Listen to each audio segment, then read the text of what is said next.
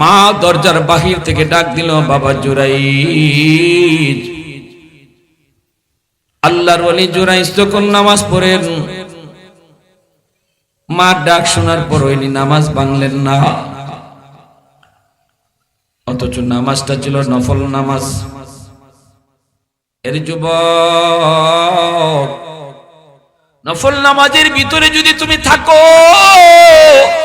নফল নামাজের ভিতরে যদি তুমি থাকো, শরীয়তের মাসালা হলো নামাজ ভাঙ্গো।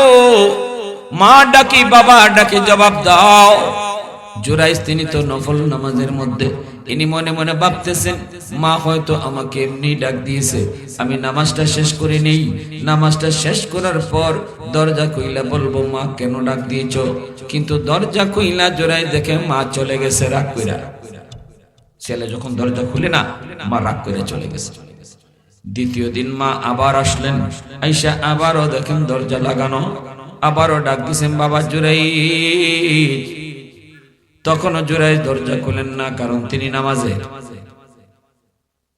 জুরাইজ তখনও ভাবতেছেন নামাজ তো আমি আল্লাহর সাথে কথা বলি, আমি আল্লাহর সাথে কথা বন্ধ করে মার ডাকে কেমনে জবাব দিব? এটা তো নিজের বুদ্ধি আর যুক্তি, শরীয়তের মাসালা যুক্তিতে চলে না, ঠিক না? মাসালার সাথে আমার পণ্ডিতি চলবে না, আমার বুদ্ধি চলবে না। মাসালা তো মাসালাই, মাসালায় কয় তুমি আল্লাহর সাথে কথা বললেও শরীয়তের মাসালা হইল আল্লাহর সাথে কথা কোয়া বাদ দাও, মার সাথে কথা কও, বাবার সাথে কথা কও, যদি নামাজ নফল নামাজ হয়। তৃতীয় দিন মা আয়েশা আবার দেখে দরজা লাগানো, মা ডাক দেয় বাবা জুরাইজ। এইবারও জুরাইজ দরজা খুলে না, কারণ এখনো নামাজের ভিতরে। এইবার মা যাবার সময় একটা বদদুয়া দিয়া যায়, বদদুয়া। মা কয়ে 3 দিন আইলাম তুই দরজা খুললি না, ঠিক আছে আমি বদদুয়া দিয়া গেলাম, আল্লাহ যেন তোর মতো বুজুর্গ আর তোর মতো ফিসাবরে আল্লাহ যেন কোন বেশ্যা নারীর ফান্দে ফালায়। নাউজুবিল্লাহ। মা তো চলে গেছে একটা বদদুয়া দিয়া। এইবার জুরাইজ কয় হায় হায়, বেশিক্ষণ সময় যায় নাই, এর ভিতরে দেখা যায় এলাকার মানুষ লাঠি সুটা নিয়ে জুরাইজের এই কামরা, জুরাইজের এই খানকা ভাঙ্গার জন্য 2 দল মানুষ আইতেছে। কি ব্যাপার? আইসেই তার খানকা ভাঙ্গা শুরু করলো, জুরাইজের গায়ে হাতও ওঠানি শুরু করলো। জুরাইজ কয় আমারে তোমরা এতদিন পর্যন্ত পীর মানছো, আমারে বুজুর্গ মানো, তোমরা আমার মুরিদ, আমারে মারো কেন? কয় হ এখন তো তুমি বুঝবাই না, কাজ তো ঘটাইছো তুমি, বলে কি কও না? কয় এই মহিলা কি কয় শোনো। জুরাইজ দেখে একটা মেয়ে, এই মেয়ের কুলের মধ্যে একটা দুধের বাচ্চা। এই অবস্থায় কয় এই বাচ্চাটা কার? জুরাইজ কয় আমি তো জানি না কার। কয় হ তুমি তো জানবাই না, কিন্তু মেয়েটা কি কয় শুনো। এ কনা তোর কুলে যে বাচ্চা, এই বাচ্চার বাপ কেডা? এমনি এই মেয়েটা কয় আমার কুলের বাচ্চার বাপ হইলো এই ফিসাব। নাউজুবিল্লাহ। আসমান ভাঙ্গা যেন জুরাইজের মাথায় পড়লো। মালিক আমি তো কিছুই বুঝি নাই, আল্লাহ কিছুই তো বুঝি নাই, আমি তো এই মেয়েটাকে চিনিই না, কেমন করি এমন অপবাদ। জুরাইজ বুঝে গেছে মালিক গন্ডগোল তো ওই জায়গায়, আমার মা আমার বদদুয়া দিয়া গেছে, ওই বদদুয়ার কারণে নগদ শাস্তি। আমি যে এত বড় বুজুর্গ, আল্লাহর সাথে এতদিন ধরে কথা কইতেছে জুরাইজ, হাত উঠাইলে আল্লাহ দোয়া কবুল করে, অত মায়া করে আল্লাহ। সেই জায়গায় আল্লাহ সাথে সাথে মায়া কাটাপ করে দিছে। কের মেয়ে তোমার সাথে আমার দোস্তি? তোমার বিরুদ্ধে যদি মা বদদুয়া দেয়া যায়, তাহলে আমি আল্লাহর সাথে তোমার কোনো দোস্তি নেই। কারণ রেদার রব্বি ফি রেদাল ওয়ালিদাইন, সাকাতুর রব্বি ফি সাকাতিল ওয়ালিদাইন। রাসূল কয় বাপ মার দোয়া, বাপ মা খুশি থাকলে আল্লাহ খুশি, আর বাপ মা নারাজ হইলে আল্লাহ নারাজ হয়ে যায়। তো এখানে মা নারাজ হয়ে গেছে, সাথে সাথে আল্লাহ তার উপরে রাজি ছিল, মার নারাজ হওয়ার লগে লগে আল্লাহ নারাজ হয়ে গেছে। এইবার জুরাইজ কয় আমার কথাগুলি একটু শোনা, কই শুনবার কোনো সুযোগ নাই। এতদিন পর্যন্ত আমাদেরকে ধোঁকা দিছো, আমরা মনে করেছি তুমি বহুত বড় ওলি, বহুত বড় বুজুর্গ, কিন্তু আজকে আমরা বুঝতে পারলাম তুমি বহুত বড় একজন খারাপ মানুষ। জুরাইজ কয় না রে ভাই, কসম খোদার আমি মেয়েটাকে চিনি না, আমি বাচ্চার বাপ না। জুরাইজ কয় আল্লাহ ভুল করে ফেলাইছি আমার মার লগে, আল্লাহ আমি তওবা করতেছি, এখনই আম্মার কাছে যে মাপ চাইমু, জীবনে আর এই ভুল করবো না গো আল্লাহ। আল্লাহ এই বিপদ থেকে উদ্ধার করো, আমার ইজ্জত যাবে, আমার সম্মান যাবে, আল্লাহ এলাকায় মুখ দেখাইতে পারবো না, তোমার কাছেও আমি অপরাধী হয়ে গেলাম, আল্লাহ বাঁচাও। আল্লাহ অন্তরের ভিতরে ইলহাম করে দিল, জুরাইজ যাও, তোমার তওবা আমি কবুল করে নিছি। এইবার জুরাইজ আল্লাহ ও মালিক, এরা যে আমার উপরে, এই মেয়েটা যে আমার উপরে এত বড় অপবাদ দিল, এটার সমাধান করার জন্য, আমি নির্দোষ এটা প্রমাণ করার জন্য কি করব? আল্লাহ কয় তুমি যা খুশি তা করো, নির্দোষ প্রমাণ করার জন্য আমি আল্লাহ তোমাকে সাহায্য করব। এইবার জুরাইজ কয় তাহলে শোনো, এই এলাকার মানুষেরা শোনো, এই দুধের বাচ্চাটার বাপ আমি না। এলাকার মানুষেরা কয়, বাচ্চার মা কয় বাপ তুমি, আর তুমি কো বাপ না, তাহলে কার কথা মানবো? জুরাইজ কয় সাক্ষী তো মানতে পারবো না, তবে আমি তোমাদেরকে বলবো, এই দুধের বাচ্চা যে মার কুলের দুধ খায়, এই বাচ্চা যদি নিজেই কইয়ালায় তার বাপ কেডা, তাহলে তোমরা মানবানি? আল্লাহু আকবার। দুধের বাচ্চায় যদি কয় তার বাপকে, তাহলে তোমরা মানবানি? কয় এটা কি সম্ভব নেই? জুরাইজ কয় সম্ভব, যদি আমার আল্লাহ চায়। ঠিক না? কয় তাহলে ঠিক আছে, আমরা মানবো। এইবার জুরাইজ যায় এই বাচ্চাটার পেটের মধ্যে আস্তে করে গুতা দিছে। আল্লাহ তো কয়ে দিছে, যা খুশি করো, সাহায্য আমি করব, কারণ তুমি তো আমার ওলি। একটু বিপদে ফেলাইছি, একটু পরীক্ষায় ফেলাইছি, একটু তোমারে কুচট খাওয়াইছি, একটু বুঝ দেওয়ার লাগে। জীবনে কোনোদিন মার কলিজায় ব্যথা দিও না। মা যদি নারাজ হয় তোমার বুজুর্গি থাকবে না, বাবা যদি তোমার উপরে নারাজ হয় তোমার বুজুর্গি থাকবে না। তোমার যত বুজুর্গি, তোমার যত বড় উলায়াত, তুমি যত বড় জিলানি, তুমি যত বড় চিশতি, সব কিছু মার পায়ের তলে, বাপের পায়ের তলে। আল্লাহ। জুরাইজ যায় ছোট বাচ্চারা পেটের মধ্যে আস্তে করে গুতা দিয়া কয়, এ বাচ্চা তুই কহ তোর বাপকে। জীবনে দুধের বাচ্চা কথা কয়? পৃথিবীতে 3টা দুধের বাচ্চা কথা কইছে, পৃথিবীতে 3 জন দুধের বাচ্চা কথা কইছে। 2 জনের কথা আইছে কোরআনও, আর 1 জনের কথা আইছে হাদিসও। 2টা দুধের বাচ্চা যার কথা কোরআনে আইছে, একজন হলেন ঈসা আলাইহিস সালাম। মরিয়ম আলাইহিস সালামের কুলে থেকে ঈসা আলাইহিস সালাম কইছিলেন, আমার আম্মারে তোমরা খারাপ কইও না, আমার আম্মা নির্দোষ, আমার আম্মা পবিত্র, আমি আল্লাহর পক্ষ থেকে পয়গম্বর। আল্লাহু আকবার। জোরে বলুন, ইন্নী আব্দুল্লাহ আতানিয়াল কিতাব ওয়া জাআলানি নবিয়্যা। ঈসা নবী মার ফেটত, মার কুলে দুধের শিশু, তখন এই সার্টিফিকেট, মা যে নির্দোষ, মা যে পবিত্র, এই সার্টিফিকেটটা সন্তানে দিতেছে। তাও কোন সন্তান? দুধের সন্তান। আরেকটা দুধের বাচ্চার সার্টিফিকেট, ইউসুফ আলাইহিস সালাম জুলেখার হাতে ধরা খাইলেছেন। জুলেখা ইউসুফ আলাইহিস সালামের দৌড়ায় নিয়ে গেছে, 7টা গেট ফাড়ি দিয়ে ইউসুফ নবী বাইরেছেন, আর জুলেখা পিছন দিক দিয়ে টান দিয়ে ধরছে, জামা পিছনে ছিঁড়ছে। 7 গেট বাইরেই দেখে জুলেখার স্বামী সামনে দাঁড়ানো। এখন জুলেখা পড়ছে বিপদে, স্বামীর সামনে জুলেখা কয় কি কয়? ইউসুফ নবীর দোষ দিয়ে দিছে। কয় দেখছো, যারে এতদিন ফালছো, সে তোমার স্ত্রীর সাথে তোমার আমানতে খেয়ানত করতে আইছে। ইউসুফ নবী কয় নাউজুবিল্লাহ, আমি এমনটা করি নাই, আপনার স্ত্রী আমারে ভিতরে ঢুকাইছে। এখন জুলেখার স্বামী কার কথা মানবে? জুলেখা কয় জুলেখা নির্দোষ, ইউসুফ নবী কয় ইউসুফ নবী নির্দোষ।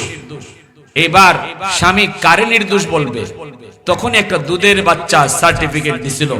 পবিত্র কোরআনে সূরা ইউসুফ যারা তেলাওয়াত করেন আপনারা পাইবেন, পড়বেন।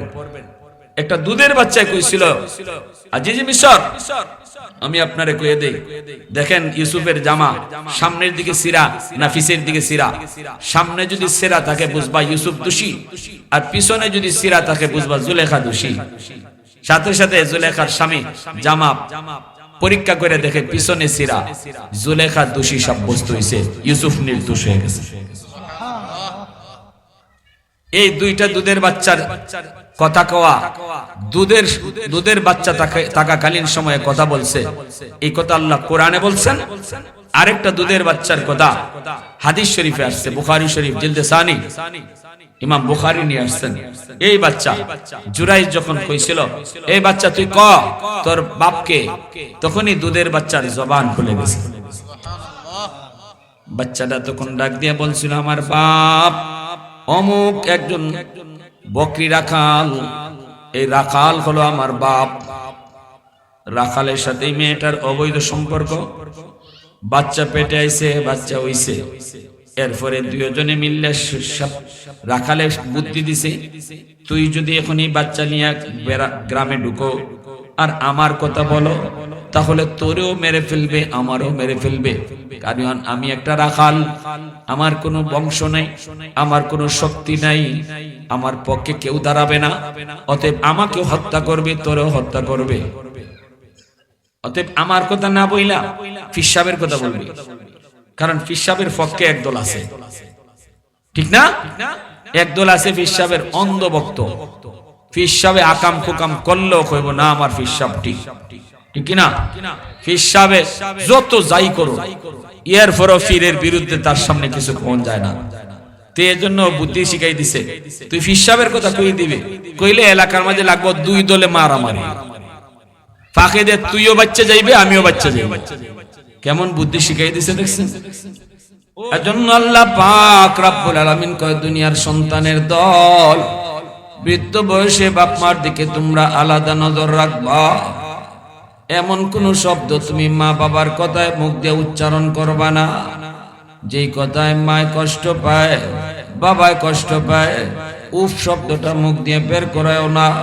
আল্লাহ কইরে দুনিয়ার সন্তানের দল, মা বাবার জবান থেকে মুখ থেকে কোনদিন আহ ও শব্দ তুমি বের করায়ও না, এমন কোন কথা কইও না, এমন কোন আচরণ কইরো না, অথবা বাপ মার কথায় তুমি তোমার মুখ দিয়া আহ কইও না, ওহ কইও না, এ কথা বইল না। মাগো তুমি শুধু খালি কথা আর কথা, তোমার শুধু দাবি আর দাবি, তোমার শুধু এই লাগবে ওই লাগবে, আহ আর পারলাম না, আর পারলাম না।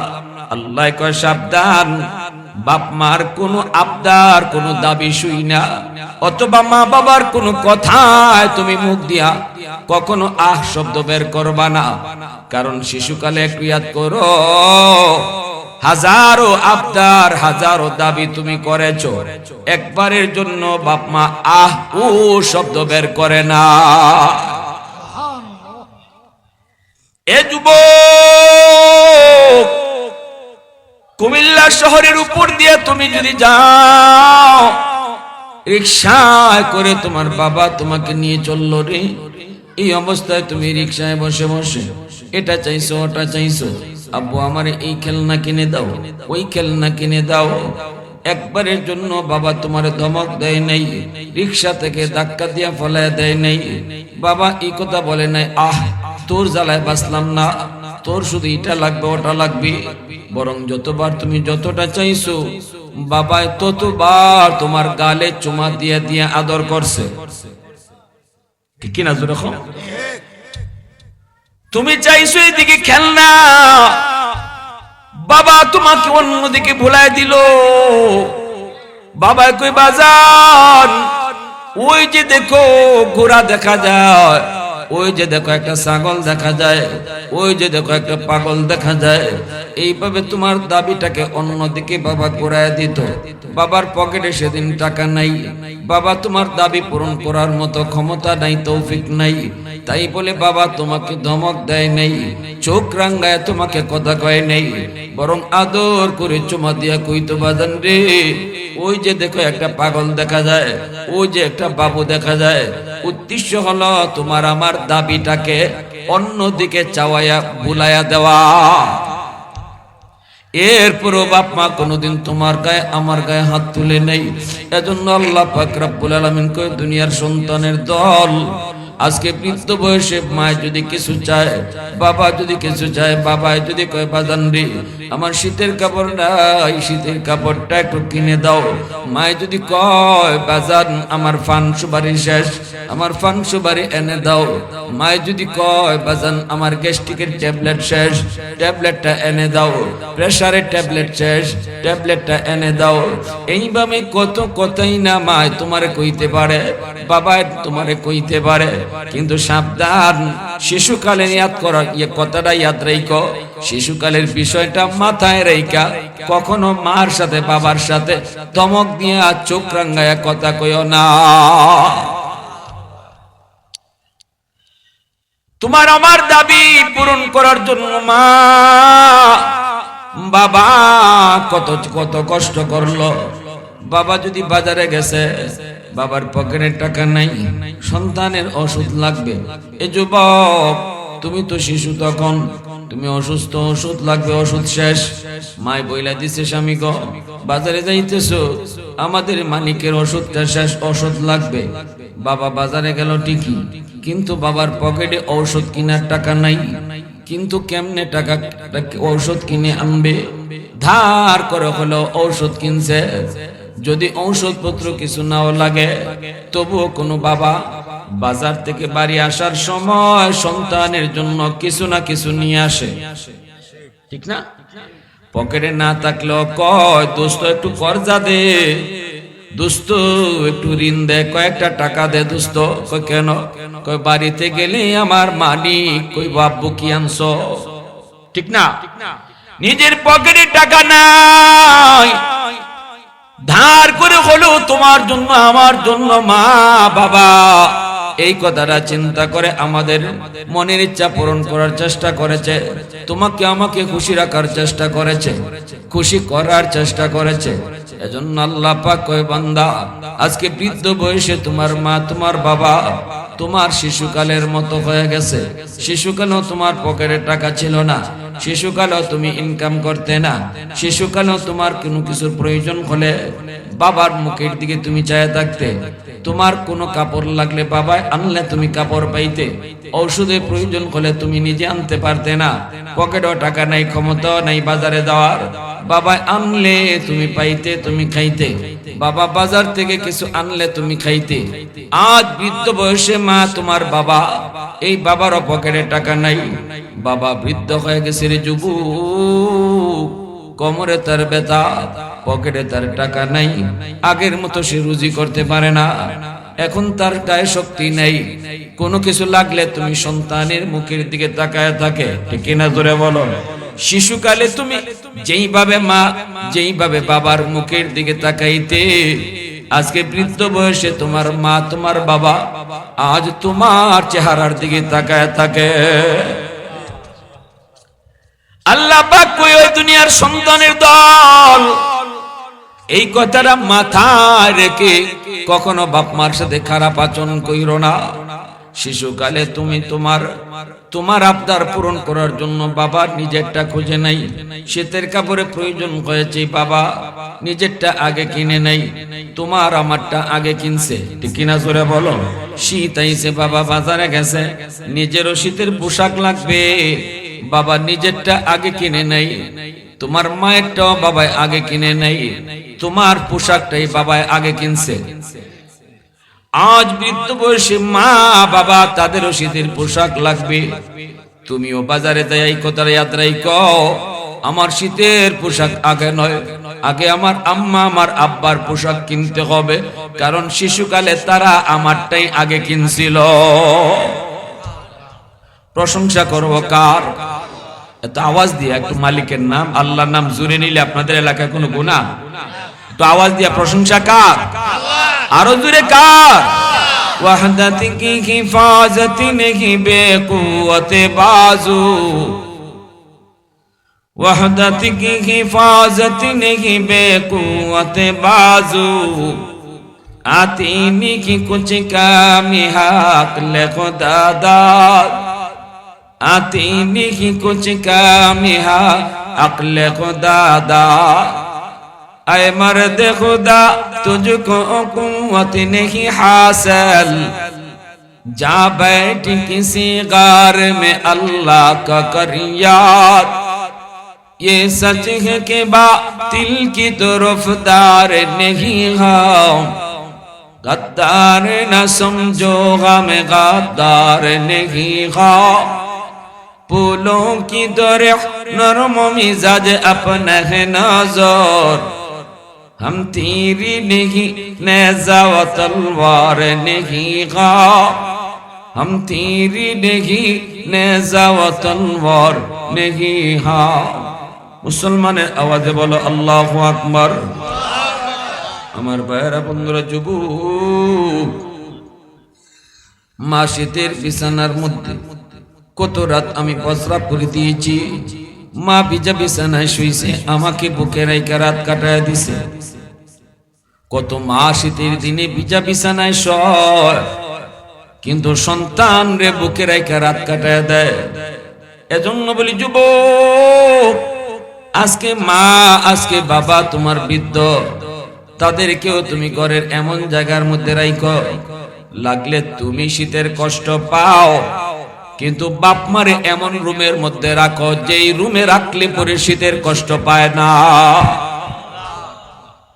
কিন্তু আমি আপনি করি কি আমি আপনি বাচ্চাগুলি লইয়া ভিতরের রুমে আরামে থাকি অনেক সন্তান মাকে বাবাকে এমন রুমে রাখে যেই রুমে বাতাস ঢুকে ঠিক না জোরে বলেন বারান্দার রুম পিছনের রুম এই রুম সেই রুম যেই রুমটা হলো সাইড রুমে থাকলে পরে বাতাস ঢুকে শীতের কষ্ট হয় একটাবারও তুমি চিন্তা করলেন আল্লাহ কি বলছে আল্লাহ কয় বৃদ্ধ বয়সে বাপ মার দিকে আলাদা নজর রাখো কারণ বৃদ্ধ বয়সটা হলো শিশুকালের মতো শিশুকালটাতে তুমি এই যেমন ছিলে বাপ মাও তোমার বৃদ্ধ বয়সে এরকম হয়ে গেছে শিশু বাচ্চারা যেমন এক কথা বারবার কয় বৃদ্ধ বয়সে বুড়া মানুষ এরাও এক কথা বারবার কয় শিশু বাচ্চা যেমন একটু বেশি বেশি কথা কয় যন্ত্রণা জ্বালাতন একটু বেশি দেয় বৃদ্ধ মানুষ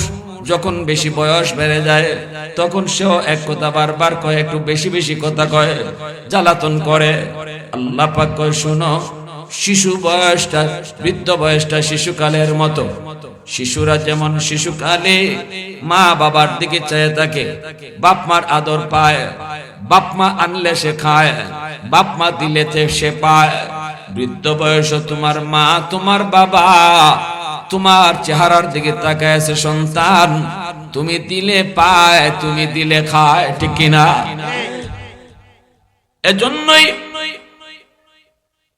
শীতের দিনে একটু খেয়াল করে দেখো যেই মা তোমাকে সব সময় বুকে রাইখা সারাটা শীতের সিজন কাটাইতো নিজে শীতের কষ্ট করলো সন্তানকে শীতের কষ্ট পেতে দিত না আজকে ওই মা বৃদ্ধ বয়সে উপনীত হয়েছে এই মাকেও তুমি এমন জায়গায় এমন ব্যবস্থা করে রাখো তুমি কষ্ট পাইলে পাও শীতের কিন্তু মা যেন কষ্ট না পায়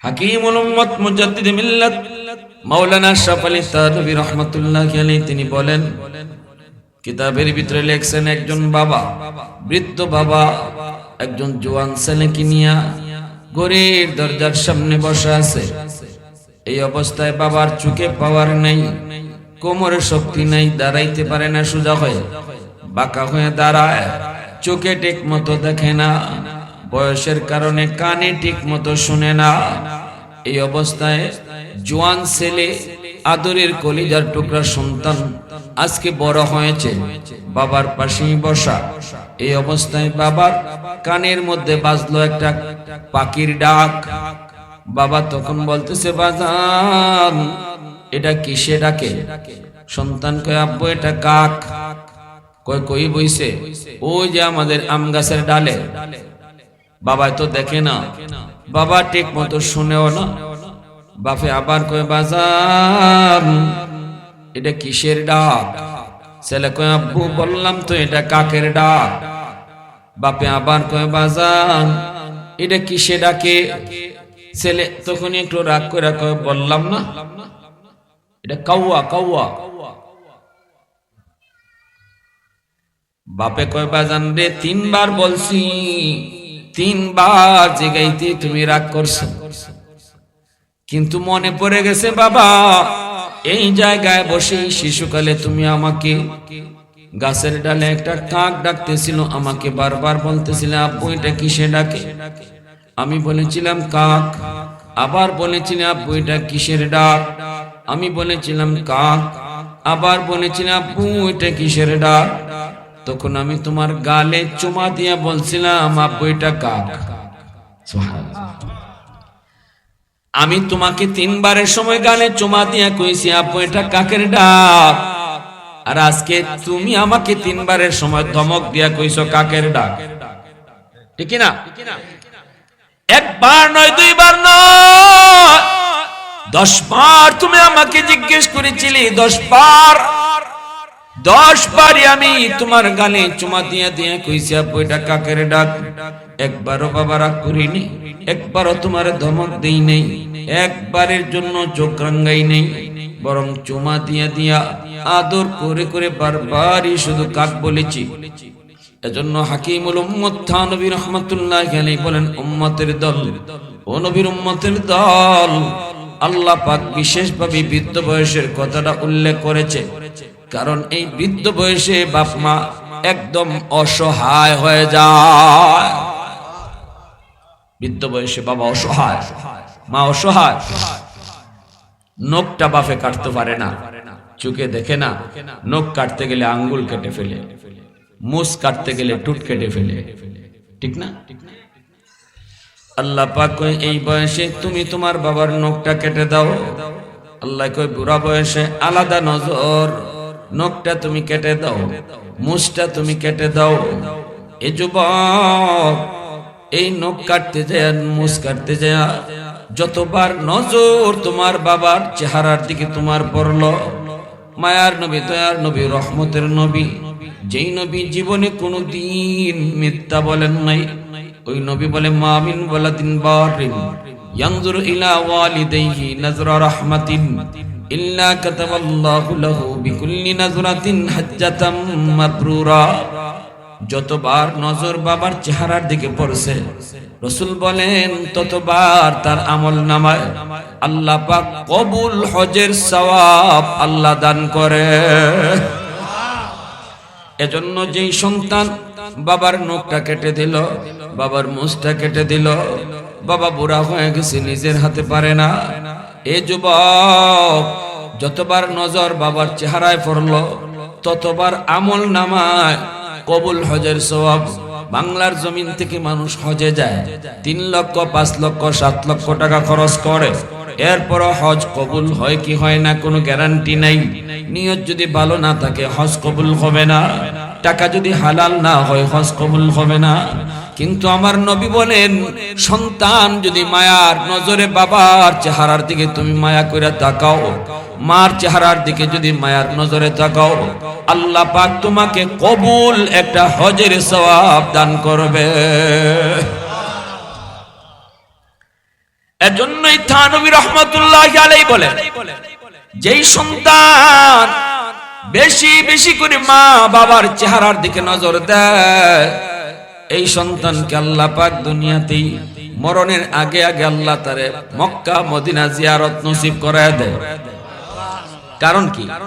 কারণ হলো এই মানুষটা, এই যুবকটা, এই সন্তানটা বাপ মার চেহারার দিকে বারবার তাকায়া তাকায়া, বাপ মার চেহারার দিকে মায়ের নজরে তাকায়, কথা কয়, মনে আনন্দে কথা কয়, মার সাথে বৈশা গল্প করে, বাবার সাথে বৈশা গল্প করে, ফ্যামিলির বিষয়ে মার সাথে পরামর্শ করে, বাবার সাথে পরামর্শ করে।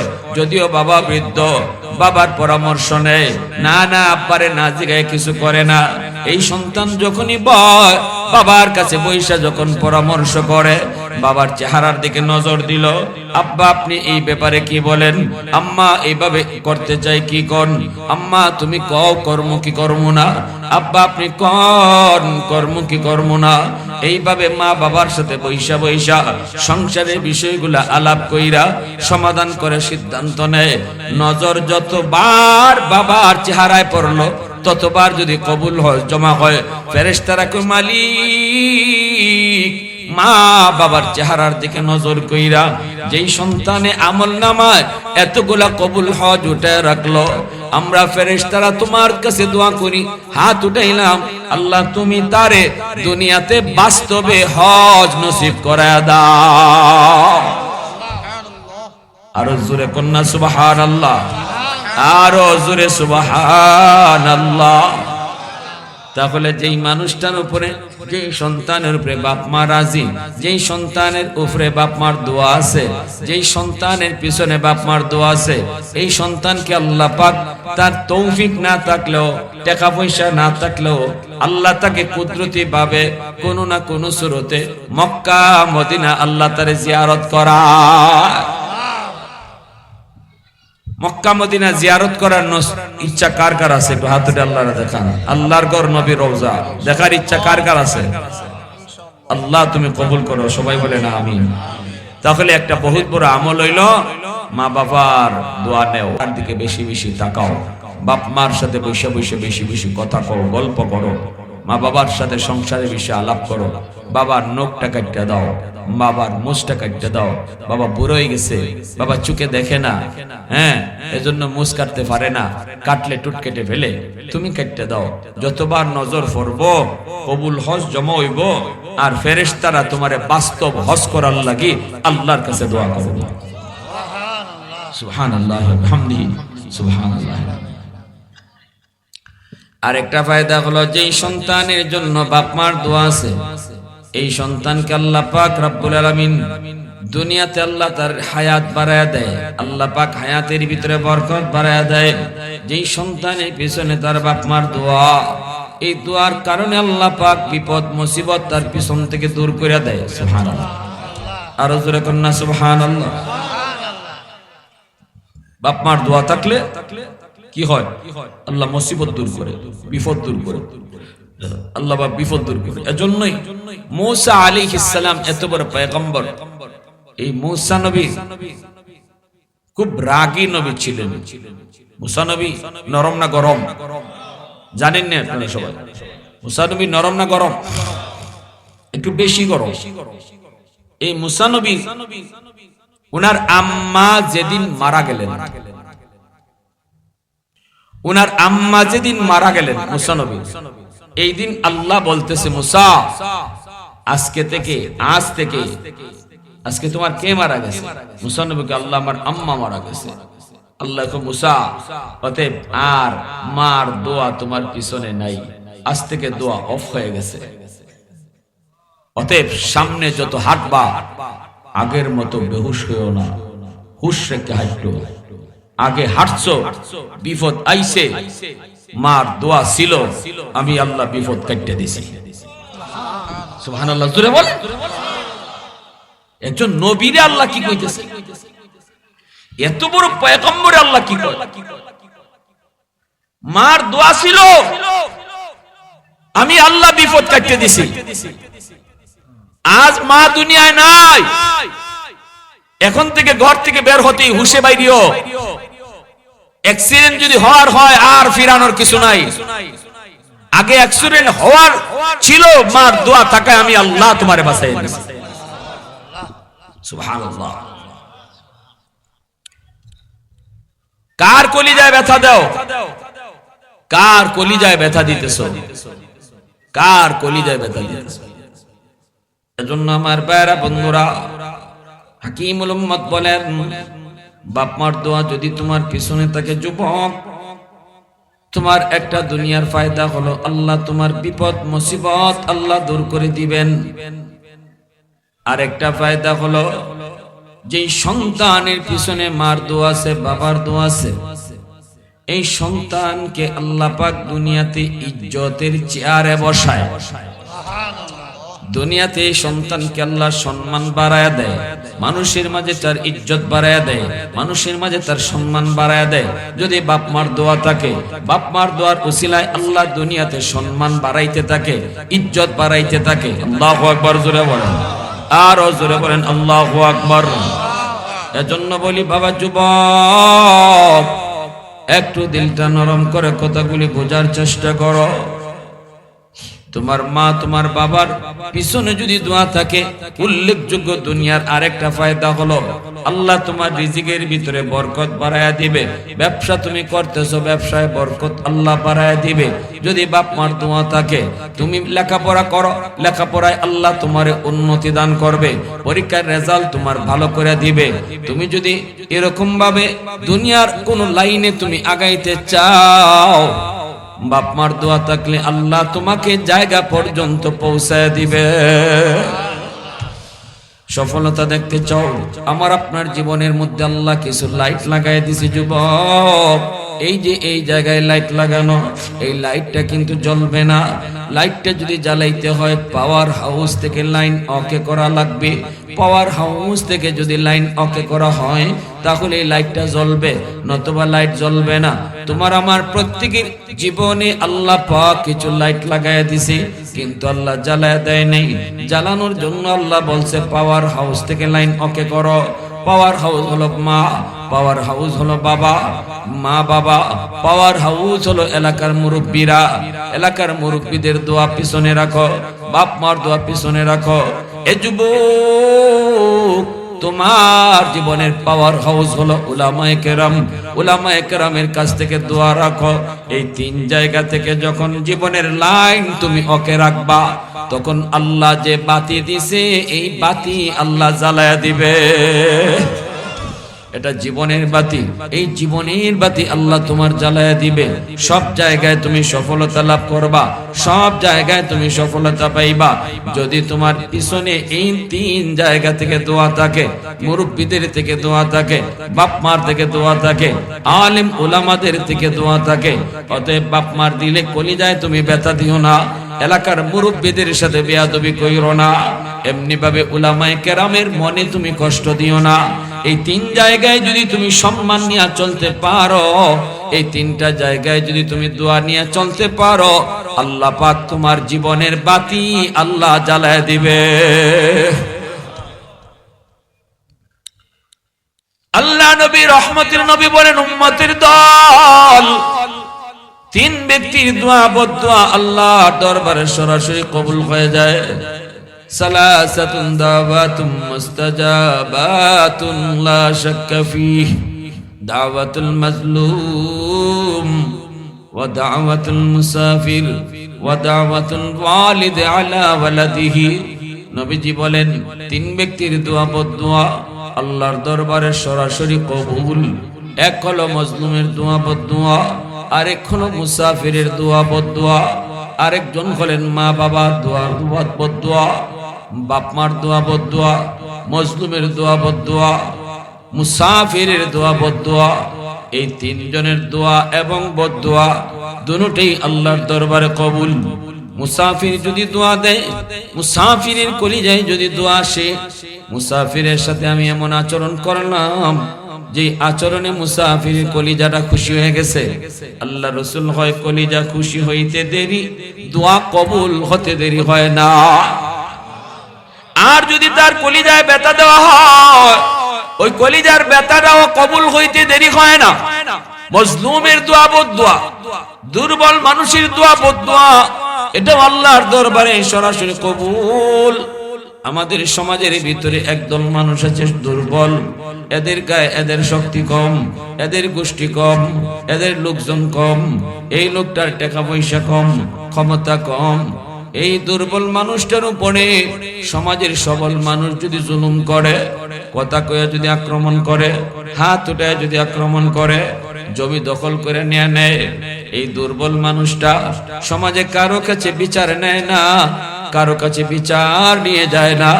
চেয়ারম্যানের কাছে গেলেও বিচার পাবে না, মেম্বারের কাছে গেলেও বিচার পাবে না, এমপির কাছে গেলেও বিচার পাবে না, কারণ কেউ তার পক্ষে কথা বলবে না। সমাজের মানুষ তো সব সময় সবলের পক্ষে থাকে, দুর্বলের পক্ষে কেউ কথা কয় না, ঠিক কিনা জোরে বলো।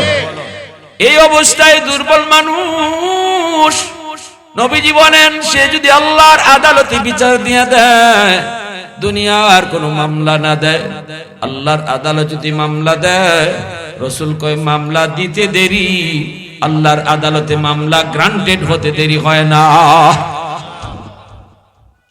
আল্লাহর সাথে সাথে মামলা গ্রহণ করে নেয়, আল্লাহর সাথে সাথে মামলা গ্রহণ করে নেয়। কিয়ামতের ময়দানে সবল মানুষটা তার নামাজ, তার রোজা, তার হজ, তার যাকাত সব লইয়া সে জান্নাতে যেতে চাইবে। আল্লাহ বলবেন, তোমার জীবনের নামাজও ঠিক আছে, হজও ঠিক আছে, দান সদকাও ঠিক আছে, সব কিছু তোমার ঠিক আছে, কিন্তু জান্নাতে পরে যাওয়া লাগবে। এত তাড়াতাড়ি জান্নাত পাবে না, নামাজ নিয়ে পরে যাবা। আগে তোমার বিরুদ্ধে দুর্বলের মামলা আছে, এলাকার একজন দুর্বল মানুষের মামলা। এই মামলা তুমি ডিসমিস করো, মামলার রায় আগে তুমি নিজে পাও, তারপরে যাও মামলা আগে সমাধান করো। তখনই আল্লাহ কইব, এই যে তোমার বাদী দুর্বল মানুষটা দাঁড়ায় যাবে, আল্লাহ বলবে তার কাছ থেকে মামলা সমাধান করো। যে হাত জোর করে কইব, ভাই মাফ করে দাও, মাফ করে দাও, আমি ভুল করেছি, অন্যায় করেছি। তখন দুর্বল মানুষটা কইব, বাইরে আখিরাতের ময়দান মাফ করার জায়গা না, হাসরের ময়দান কেউ কাউরে মাফ দেয় না। মাপ চাওয়ার জায়গা, মাপ দেওয়ার জায়গা ছিল দুনিয়ার জগৎ। হাসরের ময়দানে মা সন্তানকে মাপ দিবে না, হাসরের ময়দানে বাবা তার ছেলেকে মাপ দিবে না, ছেলে মারে মাপ দিবে না, বন্ধু না ভাই ভাইয়ের মাপ দিবে না, কেউ কাউরে মাপ দিবে না। সবাই শুধু একটা চিন্তাই করবে, ইয়া নফসি ইয়া নফসি। সবাই শুধু একটা আওয়াজ করবে, ইয়া নফসি ইয়া নফসি, আল্লাহ আমারে বাঁচাও, আমারে বাঁচাও। কেউ কারো প্রতি দয়া দেখাবে না। তখন ওই দুর্বল মানুষটাই কইব, আমার উপরে তুমি যে জুলুম করেছ, এই জুলুমের বদলা দেও, বদলা কেমনে দিমো? টাকা পয়সা তো হাসরের মাঠে চলবে না। কয় না না, তোমার জীবনের নামাজগুলি আমারে দিয়া দাও, তোমার জীবনের রোজা আমাকে তুমি দিয়া দাও, তোমার জীবনের দান সদকা আমারে দিয়া দাও, হজটা আমারে দিয়া দাও। এইভাবে দুর্বলের মামলাগুলি ডিসমিস করতে যায় একজন মানুষ, তার জীবনের পাহাড় পরিমাণ নেকি সব শেষ হয়ে যাবে। এজন্য আল্লাহ রাসূল কইছে, শোনো, এটা বড় সঙ্গীন এক মামলা, অনেক ভয়ঙ্কর মামলা। আল্লাহর আদালতে কোন মানুষের পাওনা লইয়া যদি কেউ উঠে, কোন মানুষের হক নষ্ট করা লইয়া যদি হাসরের মাঠে উঠে, সেটা হোক তার ইজ্জতের উপরে হামলা, হোক তার সম্পদের উপরে হামলা, এই মামলা আল্লাহর আদালতে বড় ভয়ঙ্কর, বড় জটিল। একটু জিকির করি, লা ইলাহা ইল্লাল্লাহ। একটু চেপে চেপে বসি, লা ইলাহা ইল্লাল্লাহ। একটু নাড়াচাড়া দেন, সামনে একটু নাড়াচাড়া দেন, লা ইলাহা ইল্লাল্লাহ।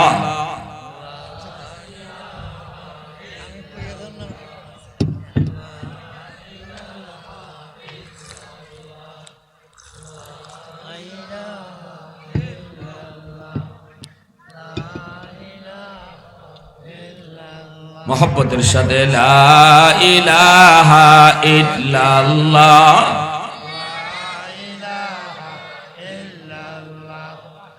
লা ইলাহা ইল্লাল্লাহ,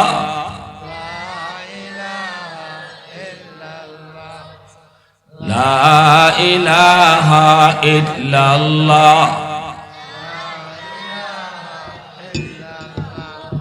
আল্লাহ আল্লাহ আল্লাহ আল্লাহ আল্লাহ আল্লাহ আল্লাহ আল্লাহ।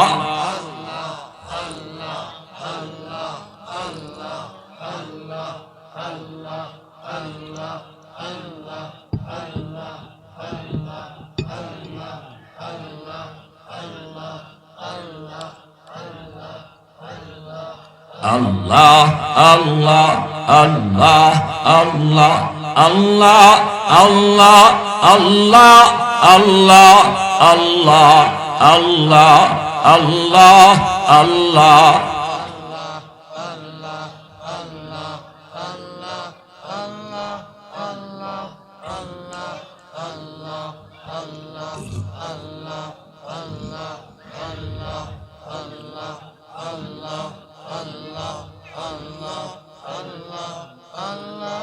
লা ইলাহা ইল্লাল্লাহ মুহাম্মাদুর রাসূলুল্লাহ। জোরে সুরে বলি সাল্লাল্লাহু আলাইহি ওয়াসাল্লাম। এজন্য আমার ভাই বন্ধুরা বলতেছিলাম, দুর্বলীর দোয়া বদ্ধ আল্লাহর দরবারে কবুল। এমনি ভাবে বাপ মার দোয়া বদ্ধ আল্লাহর দরবারে কবুল। মা যদি দোয়া করে, বাবা যদি দোয়া করে, দোয়া কবুল। বাপ মা যদি বদ্ধ দেয়, বদ্ধ কবুল। বুখারী শরীফের মধ্যে একটা ঘটনা এসেছে, বনি ইসরাইলের বহুত বড় একজন আল্লাহওয়ালা, নাম ছিল জুরাইজ। এই জুরাইজ তিনি একজন আল্লাহর ওলি, জঙ্গলে থাকতেন।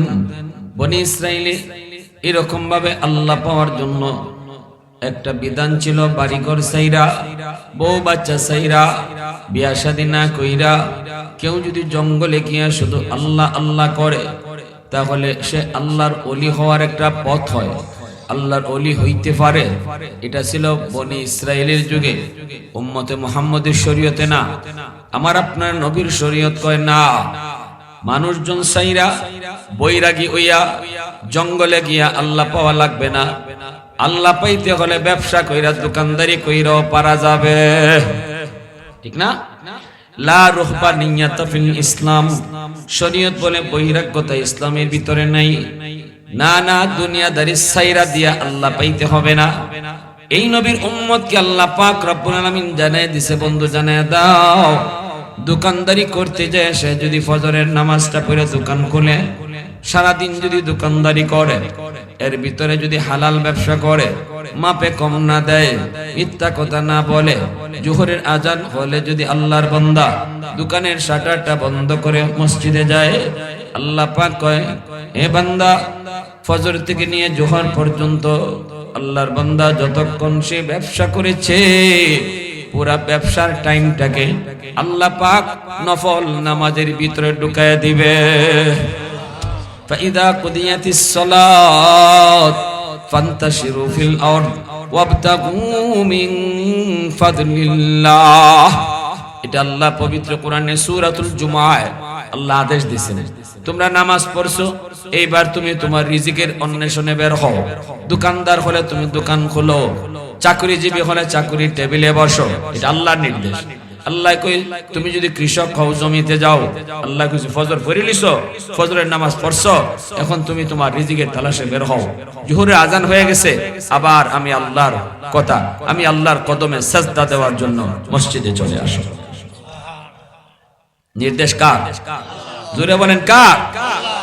আল্লাহ কই, যদি এইভাবে আমার নির্দেশ মানো, আর যদি তুমি দুনিয়াদারি করো, হালাল পন্থায় জমি জমায় গেছো কিন্তু কারো ক্ষতি করো নাই, আরেকজনের জমির আইল কাটো নাই, না না, আরেকজনের জমির ফানি তার চোখের আড়ালে নিজের জমিতে আনো নাই, অন্যায় কোনো কাম তুমি করো নাই, যদি জমির আইলে তুমি নামাজে দাঁড়াও, জোহরের নামাজটা জমির আইলে দাঁড়ায় গেছো, আল্লাহ ফেরেশতাদেরকে কয়, ফেরেশতারা শুন, সকাল থেকে নিয়ে জোহর পর্যন্ত আমার বান্দা জমিতে কাম করছে, এই জমির কামটা করছে, দেখো আজান হইছে, আমি আল্লাহরে ভুলছে না, জমির কামটা বাদ দিয়া আমাকে আমার কদমে সাজদা দেওয়ার জন্য দাঁড়ায় গেছে।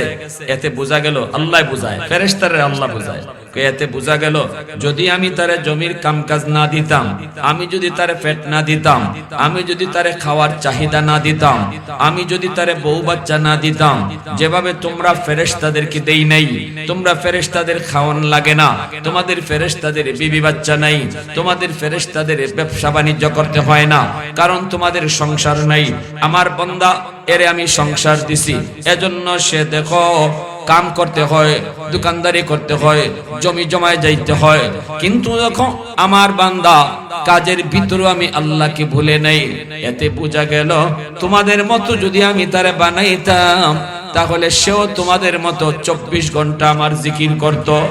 অতএব ফেরেশতারা শোনো, সকাল থেকে জোহর পর্যন্ত আমার বান্দা যতক্ষণ কাম করেছে ততক্ষণই তার আমল নামায় জিকির করলে যে সওয়াব, এই পরিমাণ সওয়াব উঠায় দাও। দেখছেন, দোকানদারি কইরেও আল্লাহর ওলি হওয়া যায়। আমি যে মাপতেছি দোকানের মাল, ফাল্লা দিয়ে মাপতেছি, আমি মাপতেছি, মাপে দিতেছি আধা কেজি 1 কেজি, কিন্তু আল্লাহ কয় তুমি যদি এই মাপটা সঠিক ওজনে দেও আর আমি আল্লাহর দিলের ভিতরে রাখো, আমি দেখতেছি, কেউ না দেখলেও দেখে কে? আল্লাহ কয় এই ভয়টা রাখকে যদি দোকানদারি করো, তুমি মাপতেছো মাল, কিন্তু আমল নামায় উঠানো হইতেছে নামাজের সওয়াব। জোরে কোন না সুবহানাল্লাহ। আমল নামায় উঠানো হইতেছে জিকিরের সওয়াব। এই উম্মতের জন্য এটা স্পেশাল অফার।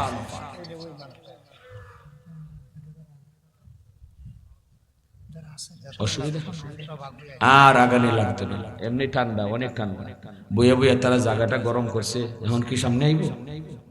কোনো দরকার নেই, যেভাবে আছেন বসা থাকেন, আমি জানি জায়গাটা কতক্ষণে গরম হয়েছে। আলহামদুলিল্লাহ, থাকেন, সমস্যা নেই। যারা পরে আসবে ওই এরা দাঁড়ানো আছে, এরা ঠান্ডা লাগে না, এরা এমনি দাঁড়ানো আছে, সমস্যা নেই। সিন্নিবার দেওয়ার সময় আপনারা আসলেই হবে, যখন তাবারুক দিবে তখন আসলে হবে। এখন আপনারা খুব সুন্দর আরামে গরমের জায়গা দিয়ে আবার বসেন। এই এখানে কোনায় কি হইছে? এখানে কি চলছে? বসেন, নাইলে বাসার চলে যান। ভাইরা আমার, এই যে কথাগুলা কইতেছি, এই কথাগুলা যদি কোনো সন্তানে না শুনে, কোন সন্তানে যদি না বুঝে, তাহলে হে তার মা আর বাপরে কি কদর করব? বাপ মার কদর বুঝবেটা কি? বলেন, আপনি বলেন। আমার রসুল কি কইছেন, আমার আল্লাহ কি কইছেন, এটা যদি সে নাই জানে, নাই বুঝে, সে তার মাকে, তার বাবাকে সে কি কদরটা করবে, কি খেদমতটা দেবে? দুনিয়াত আইলাম আর গেলাম, আল্লাহর সামনে হাজির হইব, আল্লাহ আমি জানি না, আল্লাহ কবে জানি না, জানি না, না একটা ঘন্টা ওয়াজ করছে আর আমি দেখছি তুই কি করছো। এখন কস তুই জানিস না, তোর কানে আওয়াজ ঢুকছে, তুই মনোযোগ দেস নাই। বাহ, খুযুহু ফাগুল্লুহু সুম্মাল জাহিমা সাল্লু সুম্মা ফি সিলসিলাতিন যারহা 70 জিরাআন ফাসলুকু। আল্লাহ কয় এত আদর করে মানাইছে তোরে, ফাজলামি করার লাগি, তোরে খুব মায়া করে বানাইছিলাম, বহু সুযোগ তোরে আমি আল্লাহ দিছি, তুই চাস নাই শুনতে, এরপরও তোর কানে জোরে ঢুকাইছি, এরপরও তুই মনোযোগ দেস নাই। আজকে ধরা থেকে বাঁচার কোনো পথ নেই। আল্লাহ বলবে ফেরেশতারা, খুযুহু, ওরে ধরো, ফাগুল্লুহু সুম্মাল জাহিমা সাল্লু, 70 গজ জিঞ্জির দিয়ে বাঁধো, তারপরে জাহান্নামে নিক্ষেপ করো। আল্লাহ যতটা দয়ালু, আল্লাহ ততটা ভয়ঙ্কর, আল্লাহ যতটা নরম ততটা গরম। ঠিক কিনা জোরে বলেন? আল্লাহ নরমের সাথে নরম, গরমের সাথে আল্লাহ খুব গরম। ছোট একটা বাচ্চা এখানে আওয়াজ করে কেন বাবা? ছোট ছোট বাচ্চার কোন আওয়াজ করে বাবা? বাজান, চুপচাপ বসো। প্যারে হাজিরিন, একথা বলতেছিলাম, ওই যে বনি ইসরাইলের একজন বহুত বড় আল্লাহওয়ালা, নাম হলো জুরাইজ। এই যুবক, পানি ভরা, হুজুর হুজুর পানি ভরা দেন, তাবিজ ভরা দেন। কি হইছে? কই দোকানও সারা দিন বৈশা থাকি, 2 লক্ষ টাকার দোকানে ঢুকাইছি, 4 লক্ষ টাকার মাল ঢুকাইছি, এরপরও খালি লস, খালি লস, খালি লস। হুজুর একটা তাবিজ দেন, হুজুর একটা তাবিজ দেন। 5 পয়সারও দাম লাভ হইতো না হুজুরের তাবিজে। কারণ হইছে গন্ডগোল বাজায় রাখছো কোন জায়গায়, রোগ হইল এক জায়গায়, চিকিৎসা চলছে আরেক জায়গায়। আগুন লাগছে শেরপুর, পানি লইয়া যায় ফরিদপুর। ঠিক না জোরে? আগুন শেরপুর, পানি দে ফরিদপুর কুমিল্লা কোন নদীর তীরে? গোমতী নদীর সব পানি যদি শেরপুরের আগুন না দিয়া ফরিদপুর ঢালে, শেরপুরের আগুন নিব?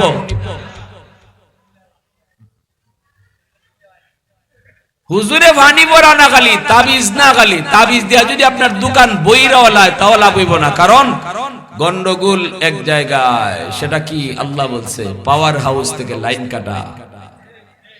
পাওয়ার হাউস বাপ মা, ওই মা বাবা থেকে লাইন কাটা। বাতি জ্বলবে কি কইরা? আরে ভাই বাতি লাগাইছেন, জ্বালাইতে তো হবে। বাতি লাগাইলেই শুধু হবে, জ্বলতে হবে না? এই বাতি লাগাইছেন কিন্তু জ্বালাইতে হলে তো লাইন ওকে করো, কারেন্টে পাওয়ার হাউস থেকে লাইন ওকে করো, তবেই তো বাতি জ্বলবে। প্রত্যেকের জীবনে আল্লাহ বাতি দিয়া দিছে ঠিকই, আল্লাহ জ্বালায়া দেয় নাই। আল্লাহ কইছে তুমি জ্বালাও, বাতি আমি দিয়ে দিছি। জ্বালাইবা কেমনে? কই মা বাবা পাওয়ার হাউস, ওখান থেকে দোয়া নাও, ওইখান থেকে দোয়া নাও, তাহলে বাতি আমি আল্লাহ জ্বালায়া দিব। দোকানে কেন লস? হুজুর লস কেন? চাকরিতে প্রমোশন পাই না কেন? এত দৌড়াদৌড়ি করে হুজুর সার্টিফিকেটের গাঁটটি লইয়া চাকরি নাই। হুজুর ফানি পড়া দেন, হুজুর তাবিজ পড়া দেন। এটা হুজুরের কাম না তো। যেখানে রোগ এখানে চিকিৎসা করো, যেখানে আগুন ওখানে পানি দাও। আর কি কইমু? আমরা উলামায়ে কেরাম আসি আপনাদেরকে কইয়া যাই, আপনারা কেউ মানলে মানবেন, না মানলে নাই, এতে আমার কিছু আয়ার যায় না। আমার কাম হইল আপনাদেরকে শোনায় দেওয়া, বুঝাইয়া দেওয়া। মানবেন কি মানবেন না সেটা আপনি জানেন আর আল্লাহ জানে। আমাকে আল্লাহ এই দায়িত্ব দিয়ে ফাটায় নাই আপনারে পিটায়া নামাজি বানাইতাম। আমারে আল্লাহ এই দায়িত্ব দিয়ে দুনিয়াতে পাঠায় নাই আপনারে টান্না জোর কইরা আপনারে সুদের ব্যবসা থেকে ফিরাইতাম। আমাকে আল্লাহ এই দায়িত্ব দেয় নাই মার পায়ে ধইরা আপনারে মাপ চাওয়াইতাম। আমার কাম আমি কইয়া যাবো। এবার আপনি মানবেন কি মানবেন না, দিলের কান দিয়ে শুনবেন কি শুনবেন না, নাকি আপনি অবহেলায় কথাগুলা সরায় দিবেন, এটা আপনি বুঝবেন, আমার আল্লাহ বুঝবে। একদিন আল্লাহর সামনে ধরা আছে, ঠিক কিনা জোরে বলেন? আমার দায়িত্ব আমি আদায় করে দিতেছি। পিয়ন শুধু নোটিশ টানায় দেয়া যায়, জজ সাহেব আপনাকে আগামী কাল কল করেছে, দরজার সামনে নোটিশ টানায় দেয়া যাবে পিয়ন। এবার আগামী কাল আপনি জজের সাথে দেখা করলেও পারেন, না করলেও পারেন, পিয়নের কিছু আসে আর যায় না, ঠিক না? আপনি যদি জজের সাথে দেখা না কইরা আপনি বাঁচতে পারেন, পিয়নের অসুবিধা কি? আমি আপনারে পিয়নের দায়িত্ব আদায় করতে আসছি, নোটিশ লাগাইতে আসছি। এবার আপনি নামাজ না পড়া যদি আল্লাহরে বুঝ দিতে পারেন, আমি মৌলবীর কোনো অসুবিধা নেই। আপনি বাপ মার কলিজায় ব্যথা দিয়া দিয়া যদি এই দেশের মিনিস্টার হইতে পারেন, বাপ মারে বাপ না দিয়া মার কলিজা আঘাত দিয়া যদি আপনি এই দেশের প্রাইম মিনিস্টার হইতে পারেন, আমি মৌলবীর কোনো অসুবিধা নেই। তবে লেখা নেন কপালে, এটা কোনো দিন সম্ভব না, ঠিক কিনা জোরে বলেন? কোনো দিন হবে না। এটা আল্লাহ নিজাম, আল্লাহ নিজাম, নিজাম কোনো সময় পাল্টে না। প্যারে হাজিরিন, ওই যে জুরাইজ এত বড় আল্লাহর ওলি, এত বড় আল্লাহর ওলি, যিনি হাত উঠায় দোয়া করলে আল্লাহ দোয়া কবুল করে। জঙ্গলের মধ্যে বৈশা বৈশা আল্লাহর কাছে জিকির, আল্লাহর বন্দেগী করে। ওই অবস্থায় মা জনপদ থেকে, গ্রাম থেকে ছেলেকে দেখতে গেছে জঙ্গলে। দরজার সামনে মা যায় দেখে দরজা লাগানো। মা দরজার বাহির থেকে ডাক দিল, বাবা জুরাইজ। আল্লাহর ওলি জুরাইজ তখন নামাজ পড়েন। মা ডাক শোনার পর ওইনি নামাজ ভাঙলেন না, অথচ নামাজটা ছিল নফল নামাজ। এর যুবক, এজন্যই তো আমল করার আগে এলেম লাগে, কিনা জোরা বলেন? আমলের চেয়েও এলেমের দাম বেশি। কারণ জুরাইজ তিনি শুধু আলেম না, কিন্তু আবেদ। নামাজ পড়া পড়া, তাসবিহ পড়া পড়া ইনি আল্লাহর ওলি হইছে, কিন্তু আলেম না, কিনা? আলেম যদি হইতো তাহলে বুঝতো নফল নামাজে থাকলে মার ডাকে জবাব দিতে হয় নামাজ ভাঙ্গিয়া, ঠিক কিনা? মাসালা কইছি না আগে? নফল নামাজের ভিতরে যদি তুমি থাকো, নফল নামাজের ভিতরে যদি তুমি থাকো, শরীয়তের মাসালা হলো নামাজ ভাঙ্গো, মা ডাকি বাবা ডাকি জবাব দাও। জুরাইজ তিনি তো নফল নামাজের মধ্যে, ইনি মনে মনে ভাবতেছেন মা হয়তো আমাকে এমনি ডাক দিয়েছে, আমি নামাজটা শেষ করে নেই, নামাজটা শেষ করার পর দরজা খুইলা বলবো মা কেন ডাক দিয়েছ। কিন্তু দরজা খুইলা জুরাইজ দেখে মা চলে গেছে রাগ কইরা। ছেলে যখন দরজা খুলে না, মা রাগ করে চলে গেছে। দ্বিতীয় দিন মা আবার আসলেন, আইসা আবারও দেখেন দরজা লাগানো, আবারও ডাক দিয়েছেন বাবা জুরাইজ। তখনও জুরাইজ দরজা খুলেন না, কারণ তিনি নামাজে। জুরাইজ তখনও ভাবতেছেন নামাজ তো আমি আল্লাহর সাথে কথা বলি, আমি আল্লাহর সাথে কথা বন্ধ করে মার ডাকে কেমনে জবাব দিব। এটা তো নিজের বুদ্ধি আর যুক্তি, শরীয়তের মাসালা যুক্তিতে চলে না, ঠিক না? মাসালার সাথে আমার পণ্ডিতি চলবে না, আমার বুদ্ধি চলবে না। মাসালা তো মাসালাই, মাসালায় কয় তুমি আল্লাহর সাথে কথা বললো, শরীয়তের মাসালা হইল আল্লাহর সাথে কথা কোয়া বাদ দাও, মার সাথে কথা কও, বাবার সাথে কথা কও, যদি নামাজ নফল নামাজ হয়। তৃতীয় দিন মা আয়েশা আবার দেখে দরজা লাগানো, মা ডাক দেয় বাবা জুরাইজ। এইবার জুরাইজ দরজা খুলে না, কারণ এখনো নামাজের ভিতরে। এইবার মা যাবার সময় একটা বদদুয়া দিয়া যায়, বদদুয়া। মা কয় 3 দিন আইলাম তুই দরজা খুললি না, ঠিক আছে আমি বদদুয়া দিয়া গেলাম, আল্লাহ যেন তোর মতো বুজুর্গ আর তোর মতো ফিসাবরে আল্লাহ যেন কোন বেশ্যা নারীর ফান্দে ফালায়। নাউজুবিল্লাহ। মা তো চলে গেছে একটা বদদুয়া দিয়া। এইবার জুরাইজ কয় হায় হায়, বেশিক্ষণ সময় যায় নাই, এর ভিতরে দেখা যায় এলাকার মানুষ লাঠি সুটা নিয়ে জুরাইজের এই কামরা, জুরাইজের এই খানকা ভাঙ্গার জন্য 2 দল মানুষ আইতেছে। কি ব্যাপার? আইসেই তার খানকা ভাঙ্গা শুরু করলো, জুরাইজের গায়ে হাত ওঠানি শুরু করলো। জুরাইজ কয় আমারে তোমরা এতদিন পর্যন্ত পীর মানছো, আমারে বুজুর্গ মানো, তোমরা আমার মুরিদ, আমারে মারো কেন? কয় হ এখন তো তুমি বুঝবাই না, কাজ তো ঘটাইছো তুমি, বলে কি কও না? কয় এই মহিলা কি কয় শোনো। জুরাইজ সাহেব দেখে একটা মেয়ে, এই মেয়ের কুলের মধ্যে একটা দুধের বাচ্চা। এই অবস্থায় কয় এই বাচ্চাটা কার? জুরাইজ কয় আমি তো জানি না কার। কয় হ তুমি তো জানবাই না, কিন্তু মেয়েটা কি কয় শোনো। এ কনা তোর কুলে যে বাচ্চা, এই বাচ্চার বাপ কেডা? এমনি এই মেয়েটা কয় আমার কুলের বাচ্চার বাপ হলো এই ফিসাব। নাউজুবিল্লাহ। আসমান ভাঙ্গা যেন জুরাইজের মাথায় পড়লো। মালিক আমি তো কিছুই বুঝি নাই, আল্লাহ কিছুই তো বুঝি নাই, আমি তো এই মেয়েটাকে চিনি না, কেমন করি এমন অপবাদ। জুরাইজ বুঝে গেছে মালিক গন্ডগোল তো ওই জায়গায়, আমার মা আমার বদদুয়া দিয়া গেছে, ওই বদদুয়ার কারণে নগদ শাস্তি। আমি যে এত বড় বুজুর্গ, আল্লাহর সাথে এতদিন ধরে কথা কইতেছে জুরাইজ, হাত উঠাইলে আল্লাহ দোয়া কবুল করে, অত মায়া করে আল্লাহ।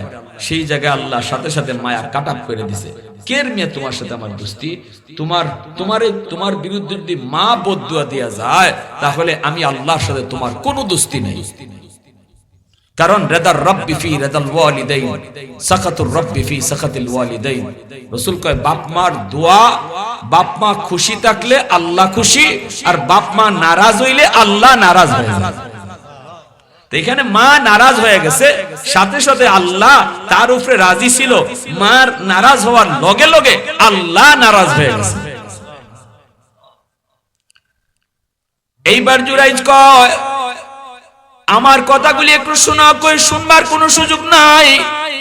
এতদিন পর্যন্ত আমাদেরকে ধোঁকা দিছো, আমরা মনে করেছি তুমি বহুত বড় ওলি, বহুত বড় বুজুর্গ, কিন্তু আজকে আমরা বুঝতে পারলাম তুমি বহুত বড় একজন খারাপ মানুষ। জুরাইজ কয় না রে ভাই, কসম খোদার আমি এই মেয়েটাকে চিনি না, আমি এই বাচ্চার বাপ না। জুরাইজ কয় আল্লাহ ভুল করে ফেলাইছি আমার মাল লগে, আল্লাহ আমি তওবা করতেছি, এখনই আম্মার কাছে যে মাপ চাইমু, জীবনে আর এই ভুল করব না গো আল্লাহ। আল্লাহ এই বিপদ থেকে উদ্ধার করো, আমার ইজ্জত যাবে, আমার সম্মান যাবে, আল্লাহ এলাকায় মুখ দেখাইতে পারবো না, তোমার কাছেও আমি অপরাধী হয়ে গেলাম, আল্লাহ বাঁচাও। আল্লাহ অন্তরের ভিতরে ইলহাম করে দিল, জুরাইজ যাও, তোমার তওবা আমি কবুল করে নিছি। এইবার জুরাইজ আল্লাহ ও মালিক, এরা যে আমার উপরে, এই মেয়েটা যে আমার উপরে এত বড় অপবাদ দিল, এটার সমাধান করার জন্য, আমি নির্দোষ এটা প্রমাণ করার জন্য কি করব? আল্লাহ কয় তুমি যা খুশি তা করো, নির্দোষ প্রমাণ করার জন্য আমি আল্লাহ তোমাকে সাহায্য করব। এইবার জুরাইজ কয় তাহলে শোনো, এই এলাকার মানুষেরা শোনো, এই দুধের বাচ্চাটার বাপ আমি না। এলাকার মানুষেরা কয়, বাচ্চার মা কয় বাপ তুমি, আর তুমি কও বাপ না, তাহলে কার কথা মানবো? জুরাইজ কয় সাক্ষী তো মানতে পারবো না, তবে আমি তোমাদেরকে বলবো, এই দুধের বাচ্চা যে মার কুলের দুধ খায়, এই বাচ্চা যদি নিজেই কইয়ালায় তার বাপ কেডা, তাহলে তোমরা মানবানি? আল্লাহু আকবার। দুধের বাচ্চায় যদি কয় তার বাপকে, তাহলে তোমরা মানবানি? কয় এটা কি সম্ভব নেই? জুরাইজ কয় সম্ভব, যদি আমার আল্লাহ চায়। ঠিক না? কয় তাহলে ঠিক আছে, আমরা মানবো। এইবার জুরাইজ যায় এই বাচ্চাটার পেটের মধ্যে আস্তে করে গোতা দিছে। আল্লাহ তো কয়ে দিছে, যা খুশি করো, সাহায্য আমি করব, কারণ তুমি তো আমার ওলি। একটু বিপদে ফালাইছি, একটু পরীক্ষায় ফালাইছি, একটু তোমারে কুচট খাওয়াইছি, একটু বুঝ দেওয়ার লাগে। জীবনে কোনোদিন মার করে যায় ব্যথা দিও না। মা যদি নারাজ হয়, তোমার বুজুর্গি থাকবে না। বাবা যদি তোমার উপরে নারাজ হয়, তোমার বুজুর্গি থাকবে না। তোমার যত বুজুর্গি, তোমার যত বড় উলায়াত, তুমি যত বড় জিলানি, তুমি যত বড় চিশতি, সব কিছু মার পায়ের তলে, বাপের পায়ের তলে। আল্লাহ। জোরাই যায় ছোট বাচ্চারা পেটের মধ্যে আস্তে করে গুতা দিয়া কয়, এ বাচ্চা তুই কহ তোর বাপকে। জীবনে দুধের বাচ্চা কথা কয়? পৃথিবীতে 3টা দুধের বাচ্চা কথা কইছে। পৃথিবীতে 3 জন দুধের বাচ্চা কথা কইছে। 2 জনের কথা আইছে কোরআনও, আর 1 জনের কথা আইছে হাদিসও। 2টা দুধের বাচ্চা যার কথা কোরআনে আইছে, একজন হলেন ঈসা আলাইহিস সালাম। মরিয়ম আলাইহিস সালামের কুলে থেকে ঈসা আলাইহিস সালাম কইছিলেন, আমার আম্মারে তোমরা খারাপ কইও না, আমার আম্মা নির্দোষ, আমার আম্মা পবিত্রা, আমি আল্লাহর পক্ষ থেকে পয়গম্বর।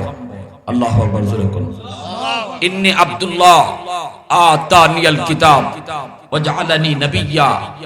ঈসা নবী মার কুলে দুধের শিশু, তখন এই সার্টিফিকেট, মা যে নির্দোষ, মা যে পবিত্র, এই সার্টিফিকেটটা সন্তানে দিতেছে।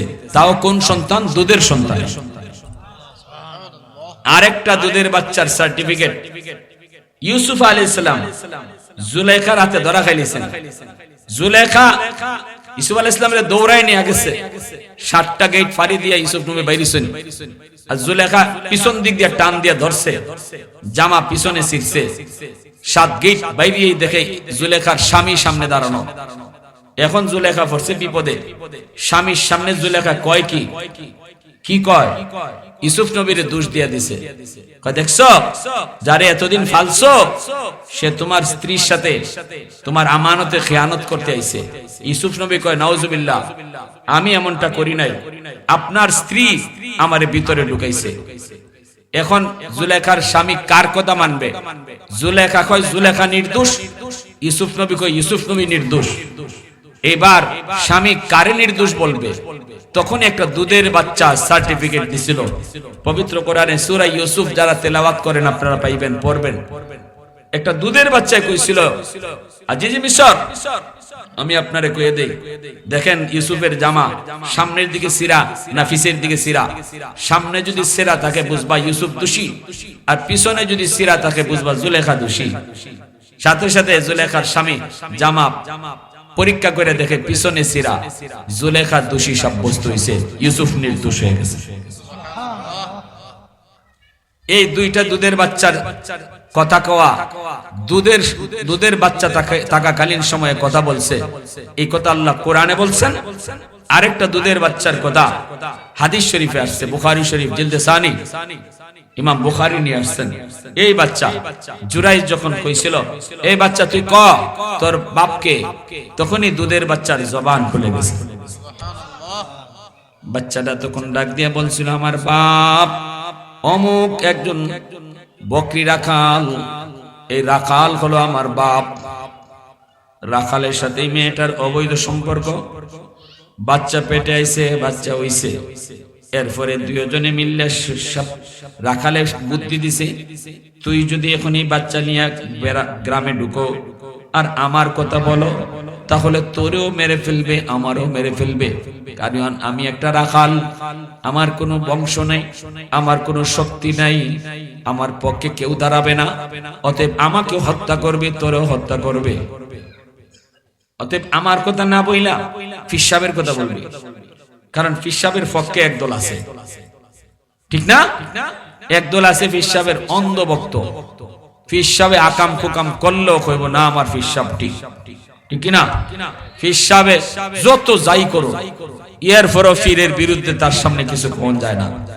তো এই জন্য বুদ্ধি শিখাই দিছে, তুই ফির সাহেবের কথা কই দিবে, কইলে এলাকার মাঝে লাগবো দুই দলে মারামারি, ফাঁকে দে তুইও বাচ্চা যাইবে, আমিও বাচ্চা যাইব। কেমন বুদ্ধি শিখাই দিছে দেখছেন? ওই জুরাইজের ব্যাপারে কইয়ে দিছে, জুরাইজের নাম বা এখন জুরাইজ যখন কইছে কত আব্বাকে ডাক, বাচ্চায় কয় ওই রাখাল। সাথে সাথে এলাকার মানুষ জুরাইজের ফাউ ফুইরা কয়, হুজুর মাফ চাই হুজুর, ভুল করে লেছি হুজুর, যা করবার তো কইরেই লিছো, এখন আর মাফ চাই কি, তো আমার গড়ও বাঙ্গা হয়ে গেছে, আমার শরীরে হাত তোলা হয়ে গেছে, তারপরেও বুঝছি মাফ আমার কাছে চাই লাভ নাই, গন্ডগোল আমি গোটাইছি, আমার দোষী, আমি দোষী হইছি, তোমাদের কোনো দোষ নাই। কি তা গন্ডগোল? আমি আমার মার কথা শুনি নাই। সাথে সাথে জোরাই গিয়া মার কাছে মাপ চাইছেন, মায় মাফ করে দিছে। এই কথাটা আল্লাহ নবী তার হাদিস শরীফে বলছেন আমাদেরকে সবক দেওয়ার জন্য। আমার বুজুর্গি, আমার চেয়ারম্যানি, আমার মেম্বারি, আমার শিল্পপতির শিল্পগিরি, সব অহংকার নিমিষের ভিত্তি আল্লাহ শেষ করে দিবে যদি বাপ মার কলিজায় ব্যথা লাগে, ঠিক না? আর যদি এই কারণে নবীর নবুয়ত, ওলিদের ভিলায়ত আল্লাহ মার বাবার ফারতলে রাখছে। মঈনুদ্দিন চিশতির আম্মায় কয়, বাবা একদিনে প্রথম নজরে তোমার চেহারা দেখা 90,000 হিন্দু মুসলমান হইছে, এটা তুমি মঈনুদ্দিন চিশতির কোনো ক্রেডিট না, এটা আমি মার ক্রেডিট। আমি মার কারণে তুমি এত বড় ওলি হইছো। আমি জীবনে কোনোদিন তোমাকে ওযু সারা দুধ খাওয়াই নাই। সুবহানাল্লাহ, জোরে বলেন, আরো জোরে বলেন সুবহানাল্লাহ। আমার ভাইরা, আর লম্বা কোনো কথা না, শেষ কথার একটা কইলাই, এই কথাটা কই শেষ দিমু। শুনাইলাম একটা ঘটনা যে মার বদদুয়া কেমনে লাগছে। এবার আসুন মার দোয়াটা কেমনে লাগে। বাইজিদ বুস্তামির নাম শুনছেন না? এটা তো আমরা সবাই পড়ছিও জানিও। বাইজিদ বুস্তামি ছোট, এই অনেক ছোট ছোট বাচ্চারা পড়ালেখা করো, তোমাদের মতো ছোট বাচ্চা ছিল বাইজিদ। মা কইছে, বাবা পানি দাও। ইনি পানি আনি না দেখে মা ঘুমাই গেছে। কিন্তু মা ঘুমায় গেছে, ডাক দেয় না। শীতের রাইতা ছিল, বাইজিদ গ্লাসও পানি নিয়া সারা রাত মার মাথার পাশে দাঁড়ায় রইছে। আল্লাহ, আমার আম্মা যখন ঘুম থেকে উঠবো তখন পানি দিমু, এখন ঘুম ভাঙ্গাইমু না, ঘুম ভাঙ্গাইলে আম্মার কষ্ট হবে। ফজরের সময় মার ঘুম ভাঙলো, মাতাকে দেখে বাইজিদ মাতার পাশে দাঁড়ায় আছে। বাবা, বাইজিদ মাতার পাশে দাঁড়ানো কেন? মা তুমি পানি চাইছিলে, এজন্য পানি আনতে গিয়ে দেরি হয়ে গেল। মা কই, বাজান কেন ডাক দিলি না? বাইজিদ কই, মা গো ডাক দিলে তোমার কষ্ট হবে, এজন্য ডাক দেই নাই। সাথে সাথে মা ছোট্ট বাইজিদকে বুকের মধ্যে নিয়ে হাত দুইটা উঠায় দিছে। আল্লাহ, আমার ছোট্ট বাইজিদ আজকে মার আরামের এতটা খেয়াল করলো। ও মালিক, এর বদলা বিনিময় আমার কাছে দেওয়ার মতো কিছু নাই গো, খালি দুইটা হাত উঠায় দিলাম। আল্লাহ আমার বাইজিৎকে তুমি জগতের সকল ওলিদের সরদার বানায়া দিও। শুধু ওলি বানাইলে আমি মা রাজি না, জগতের ওলিদের সরদার বানাও। সাথে সাথে আল্লাহ বাইজিৎ বুস্তামিকে জগতের ওলিদের সরদার বানায়া দিছে। মার দোয়ার উসিলায় আল্লাহ বাইজিৎ বুস্তামিকে ওলি বানাইছে। ওয়াজকুরুনি আল্লাহ পাক মার দোয়ার উসিলায় জগতের ওলিদের সরদার বানাইছে। আমার নবীর পরনের জুব্বা পাইছে ওয়াজকুরুনি, মার দোয়ার উসিলায় মুস্তাজাবুদ দাওয়া হইছে ওয়াজকুরুনি।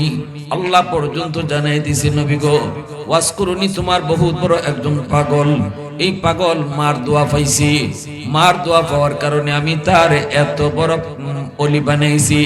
সে হাত উঠাইয়া যা চায় আমি তাই কবুল করে নেই। বন্ধু তুমি ওয়াজকুরুনিকে কখনো যদি পাও তোমার গুনাহগার উম্মতের জন্য মাফ লইও। এজন্য নবীজি ইন্তেকালের আগে হযরত উমরকে ডাক দিয়া কয়, উমর ওয়াজকুরুনিকে কোনোদিন যদি পাও আমার পরনের জুব্বাটা হাদিয়া দিবা আর বলবা আল্লাহ তারে এত বড় ওলি বানাইছে সে যেন আমার উম্মতের জন্য দোয়া করে। সুবহানাল্লাহ, জোরে কোন, আরো জোরে কোন না সুবহানাল্লাহ। হজের মৌসুম, আরাফার ময়দানে হযরত উমর ওয়াজকুরুনিকে পেয়ে গেছেন। তিনি আরাফার ময়দানে গাছের নিচে সেজদার হালতে আল্লাহর দরবারে কান্দে। মানুষের কাছে হযরত উমর জিজ্ঞেস করেছেন, ও করণ এলাকার মানুষেরা রে, ওয়াইজ নামে তোমরা কাউরে চিনোনি? কই চিনি, সে তো আমাদের একজন পাগল, সে তো পাগল, তার মাকে নিয়ে জঙ্গলে থাকতো, কিছুদিন আগে তার মা মারা গেছে, এই বছর সে হজে আইছে। ওমর কয় কই গেলে পাইমু? মানুষেরা কয় আমরা দেখে আসছি গাছের নিচে নামাজ পড়তাছে। হযরত উমর গেলেন, যে দেখেন গাছের নিচে নামাজ পড়ে। নামাজ শেষ হলে পরে ওমর সালাম জানালেন। এরপরে হযরত উমর তার চেহারা দেখলেন, বডি দেখলেন, দেখিয়া উমর চিনে ফেললেন ইনি ওয়াজকুরুনি। কেমনে চিনলেন? কয় নবীজি ওয়াজকুরুনির বিবরণ দিছে, চেহারা কেমন হবে, বডি কেমন হবে, এই চেহারা দেখিয়া হযরত উমর ওয়াজকুরুনিকে চিনে ফেলছেন। আল্লাহু আকবার। এরপরে ওমর কয়, ওগো আল্লাহর ওয়ালি, এই যে নেন নবীর পরনের জুব্বা, এই জুব্বাটা নবী আপনারে হাদিয়া দিছে। আমি ওমরকে নবী তার পরনের জুব্বা হাদিয়া দেয় নাই, আবু বকর এই জুব্বা পায় নাই, এই জুব্বা উসমান পায় নাই, এই জুব্বা আলী পায় নাই, এই জুব্বা পাইছেন আপনি। আল্লাহু আকবার, জোরে বলেন।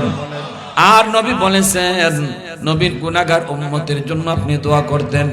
ভাইরা বন্ধুরা, এজন্য বলি যুবক, বাপ মার যদি দোয়া থাকে, দোয়ার ওসিলায় বহু মানুষ আল্লাহ ওলিদের সরদার বানাইছে। আর বাপ মার যদি বদদোয়া থাকে, দুনিয়াতে আল্লাহ নগদ ধ্বংস করছে। দোয়া নিয়ে চলবো কারা কারা, একটু হাত তুলে আল্লাহকে দেখান। আল্লাহ তুমি কবুল করো। সবাই বলি আমিন, আরো জোরে বলি আমিন।